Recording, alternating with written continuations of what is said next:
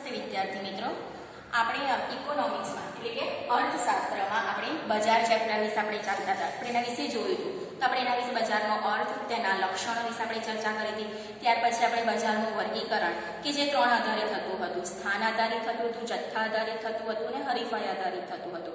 એમાં આપણે હરીફાઈના આધારિત પૂર્ણ હરીફાઈવાળું બજાર જોયું અને અપૂર્ણ હરીફાઈવાળું બજાર જોયું. અને આપણે જે અપૂર્ણ હરીફાઈવાળું બજાર હતું એમાં પણ પાછા ત્રણ પ્રકારો પડતા હતા. તો એમાં આપણે પહેલો પ્રકાર ઇજારાવાળું બજાર વિશે આપણે ચર્ચા કરી હતી. ત્યાર પછી આપણે ઇજારાયુક્ત બજાર વિશે આપણે ચર્ચા કરી હતી. અને આજે આપણે અલ્પ હસ્તક ઇજારા વિશે આપણે ચર્ચા કરવાની છે. વિદ્યાર્થી મિત્રો, આપણે પહેલા થોડું પુનરાવર્તન કરી લઈએ કે ઇજારો એટલે શું. તો ઇજારો એટલે કે આપણે એને કહી શકાય કે કોઈ પણ વસ્તુ પર કોઈ એક જ પેઢીનો અંકુશ હોય તો એને આપણે ઇજારો એમ કહેવામાં આવે છે. એવી જ રીતે આપણે જોઈએ ઇજારાયુક્ત હરીફાઈ એટલે શું. તો ઇજારાયુક્ત હરીફાઈમાં આપણે જોઈએ તો પૂર્ણ હરીફાઈનો પણ સમાવેશ હોય અને અપૂર્ણ હરીફાઈનો પણ સમાવેશ હોય. એ બંનેનું સહઅસ્તિત્વ હોય એને આપણે શું કહે છે, ઇજારાયુક્ત બજાર એમ કહેવામાં આવે છે. અને હવે આપણે જોઈએ અલ્પ હસ્તક ઇજારો એટલે શું. તો જે અલ્પ હસ્તક ઇજારો છે એને આપણે ઓલિગોપોલી અલ્પ જે હસ્તક ઇજારો છે એને આપણે ઓલિગોપોલીના નામે ઓળખીએ છીએ. હવે ઓલિગોપોલી છે એ ગ્રીક શબ્દ છે. એ ગ્રીક શબ્દ પરથી ઓલિગોપોલી શબ્દ ઉતરી આવ્યો છે. અને એને આપણે જોઈએ તો ઓલિગોસ એટલે આપણે એને જોઈએ તો અલ્પ, થોડા કે થોડું એવો એનો અર્થ થાય છે. અને બીજું છે પોલી. પોલી એટલે કે વેચનારા. આ બે શબ્દ પરથી ઓલિગોપોલી શબ્દ બન્યો છે. એટલે એનો અર્થ શું થાય છે, અલ્પ એટલે કે થોડા વેચનારા, થોડા ઉત્પાદક હોય, થોડા વેચનારા હોય, એવો એનો ઓલિગોપોલીનો અર્થ થાય છે. આપણે એમાં જોઈએ એની વ્યાખ્યામાં જોઈએ અલ્પ હસ્તક ઇજારો એટલે શું એની આપણે વ્યાખ્યામાં આપણે જોઈએ તો એમાં એક અલ્પ હસ્તક ઇજારાવાળું બજાર એક એવું બજાર છે કે જેમાં બજારની પરિસ્થિતિ અંગેના જે કંઈ નીતિ નિયમો હોય છે એ નીતિ નિયમો કોના આધારે નક્કી થશે, તો હરીફોના આધારે, જે સ્પર્ધકો છે એના વર્તનના આધારે એના નીતિ નિયમો નક્કી કરવામાં આવે છે. એને આપણે અલ્પ હસ્તક ઇજારો એમ કહેવામાં આવે છે. એટલે કે એમાં કેવા હોય છે, અલ્પ એટલે કે થોડા વેચનારા, થોડા ઉત્પાદક કે થોડા વેચનારા એવા બજારમાં એમની ગણતરી થતી હોય છે. હવે આપણે એના લક્ષણો વિશે ચર્ચા કરીશું. તો પહેલા આપણે જોઈએ તો અલ્પ હસ્તક ઇજારામાં મુખ્યત્વે 6 લક્ષણો છે. એમાં આપણે મુખ્ય 3 લક્ષણો વિશે જોઈશું. તેમાં પહેલું જ લક્ષણ છે અલ્પ વેચનારા અને અસંખ્ય ખરીદનાર.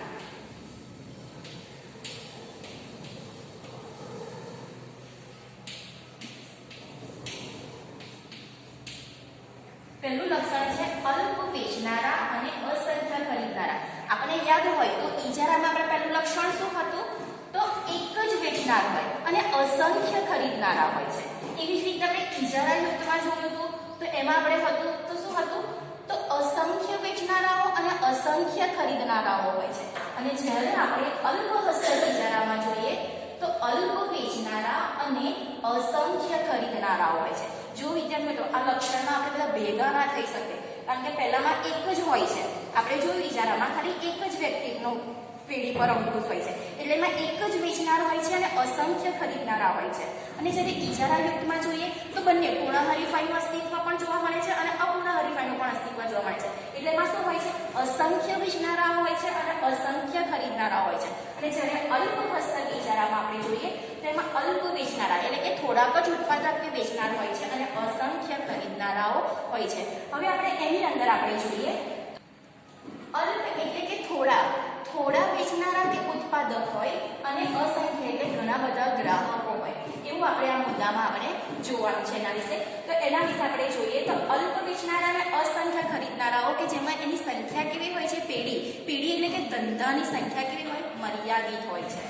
આ અલ્પ હસ્તક ઇજારામાં પેઢીની સંખ્યા કેવી હોય, મર્યાદિત એટલે કે ગણતરી હોય છે. કારણ કે અલ્પ એટલે થોડા જ વેચનારા હોય છે એટલા માટેની સંખ્યા મર્યાદિત હોય છે. હવે એમાં જોઈએ કે મર્યાદિત એટલે પાછી કેવી હોય, તો ઓછામાં ઓછી 2 હોય. અને વધુમાં વધુ 20 કે 10 કે 20 થી ઓછી હોય. વધુમાં વધુ 2 અને ઓછામાં ઓછી 20.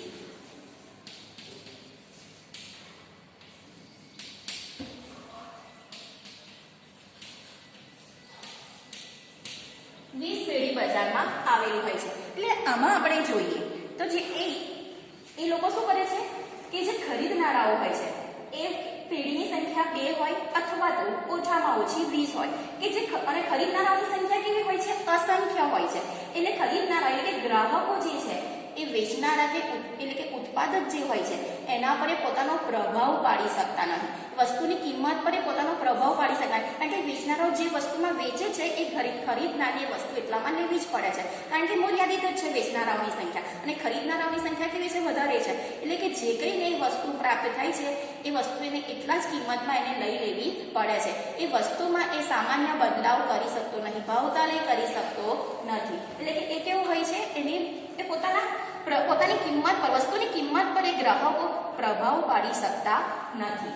હવે આપણે બીજો મુદ્દો જોઈશું. એમાં તો સમાન ગુણી વસ્તુઓ.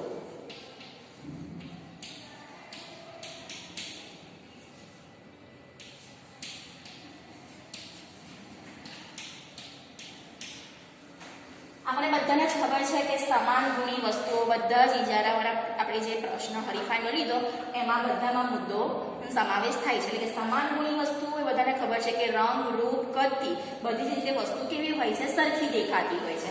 એને આપણે સમાન ગુણી વસ્તુઓ એમ કહેવામાં આવે છે. અને અવેજીની વસ્તુ એમ પણ આપણે એને કહી શકીએ છીએ.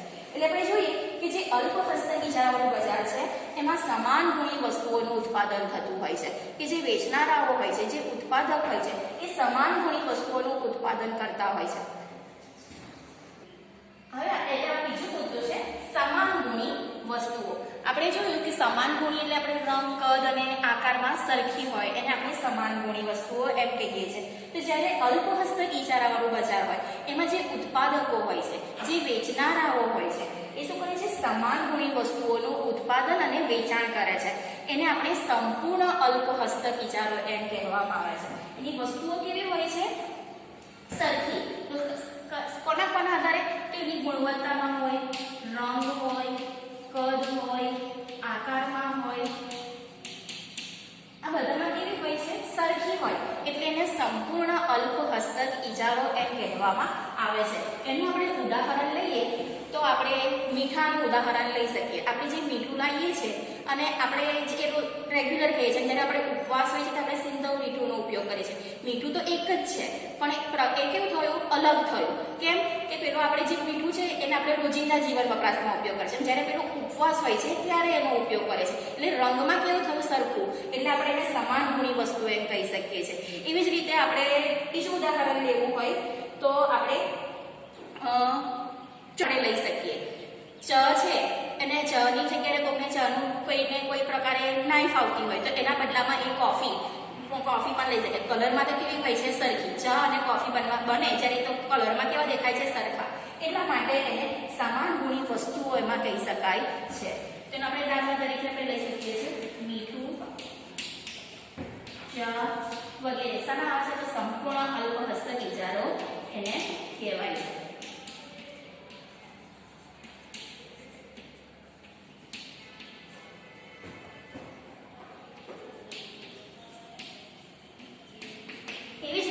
ખરીદનારાઓ અને જે વેચનારાઓ હોય છે એ નજીકની અવેજી વસ્તુઓનું ઉત્પાદન કરે. એને આપણે અપૂર્ણ અલ્પહસ્તક ઇજારો એમ કહેવામાં આવે છે. અચ્છા, એમાં શું હોય છે કે જે ખરીદનારાઓ અને વેચનારાઓ જે હોય છે એ નજીકની અવેજીની વસ્તુઓનું ઉત્પાદન કરે છે. એને શું કહેવામાં આવે છે? તો અપૂર્ણ અલ્પહસ્તક ઇજારો એમ કહેવામાં આવે છે. તો આપણને પ્રશ્ન થાય અપૂર્ણ અલ્પહસ્તક ઇજારો કેમ? તેણે શું કર્યું છે? નજીકની અવેજીની વસ્તુઓનું ખરીદ વેચાણ કરે છે. એને એટલે એને શું કહેવામાં આવે છે? અપૂર્ણ અલ્પ હસ્તક. તો નજીકની અવેજીની વસ્તુ, તો એના બદલાની કોઈ વસ્તુ ના હોય તો એના બદલામાં આપણે કઈ વસ્તુનો ઉપયોગ કરી શકીએ? તો એના જેવી જ હોય છે. એને શું કહી શકીએ છીએ આપણે? નજીકની અવેજીની વસ્તુ એમ કહેવામાં આવે છે. એનું આપણે ઉદાહરણ લઈએ તો આપણે આઈસ્ક્રીમનું લઈ શકીએ. આઈસ્ક્રીમ ઘણા બધા પ્રકારની, ઘણી બધી કંપનીના જોવા મળે છે.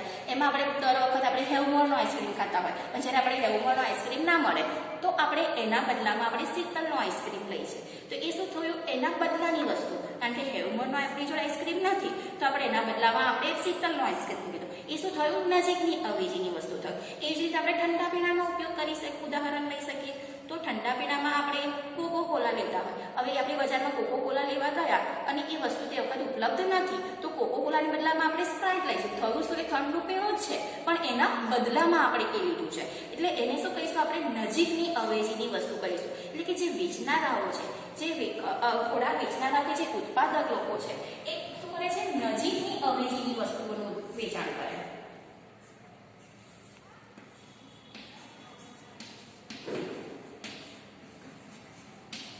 એ જે નજીકની અવેજીની વસ્તુઓનું વેચાણ કરે છે એને શું કહેવામાં આવે છે? અપૂર્ણ અલ્પ હસ્તક ઇજારો કહેવામાં આવે છે. અને એના આપણે ઉદાહરણમાં આપણે ઠંડા પીણા, આઈસ્ક્રીમ વગેરેના આપણે ઉદાહરણ તરીકે આપણે એને લઈ શકીએ છીએ. એવી જ રીતે ત્રીજો મુદ્દો છે પેઢીઓનો પ્રવેશ. આપણે બધા અત્યાર સુધીમાં જેટલા પણ આપણે ઇજારાવાળા બજારની જેટલા આપણે વાત કરી એમાં પેઢીઓનો પ્રવેશ વિશે આપણે ચર્ચા કરી હતી અને આ મુદ્દો પણ બધામાં એમાં સમાવેશ થતો હતો. એટલે પેઢીઓની અવર જવર કેવી હોય છે એના વિશે, એ બજારમાં એ પેઢી એટલે કે ધંધાની અવર જવર કેવી રીતે થાય છે એના વિશે આ મુદ્દો એમાં સંકળાયેલો હોય છે. તો આપણે અલ્પ હસ્તકમાં જોઈએ તો પેઢીઓની પ્રવેશ અંગેની કેવી અવર જવર હોય છે એના વિશે આપણે જાણીશું. તો પેઢીઓની પ્રવેશ અંગેની અવર જવર જે છે અલ્પ હસ્તક ઇજારામાં એ કેવી હોય છે? મુક્ત કે પ્રતિબંધિત હોય છે. કેમ કે એના પ્રકારના આધારે નક્કી કરે છે. જે અલ્પ હસ્તક ઇજારાવાળું જે બજાર હોય તો એમાં એ બજારમાં જો મુક્ત ઇજારો પ્રવર્તતો હોય તો એ પેઢી કેવી રીતે અસર કરે છે? તો મુક્ત પેઢીમાં એ પેઢી મુક્ત રીતે બજારમાં પ્રવેશી શકે છે. એવી જ રીતે જે બજારમાં પ્રતિબંધિત ઇજારો પ્રવર્તતો હોય એ સમય તો એ પેઢી કેવી હોય છે? એ બજારમાં પ્રતિબંધિત રીતે બજારમાં પ્રવેશ કરી શકતી નથી. એટલે એમ પ્રવેશ કરવાની શું હોય છે? મનાઈ કરવામાં આવે છે. કારણ કે કેમ કે બજારમાં એ કેવી છે તે વખત પ્રતિબંધિત, એ સ્થિતિ એની કેવી છે એ વખતે પ્રતિબંધિત છે. એટલે એ નવી પેઢી અંદર પ્રવેશ કરી શકતી નથી. અને જે સમયે મુક્ત રીતે એને એટલે અવર જવર થઈ શકતી હોય ત્યારે એ પેઢીઓનો પ્રવેશ કેવી રીતે થઈ શકે છે?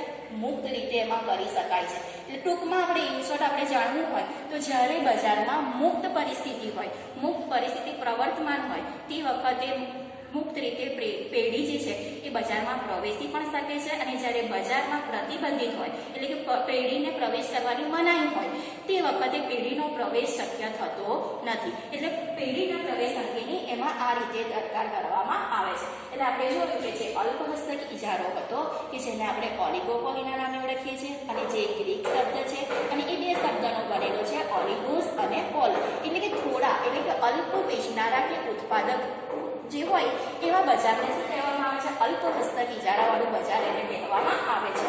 અને મુખ્યત્વે એના આપણે 6 લક્ષણો છે પણ આજે આપણે એમાં 3 લક્ષણોની ચર્ચા કરીએ.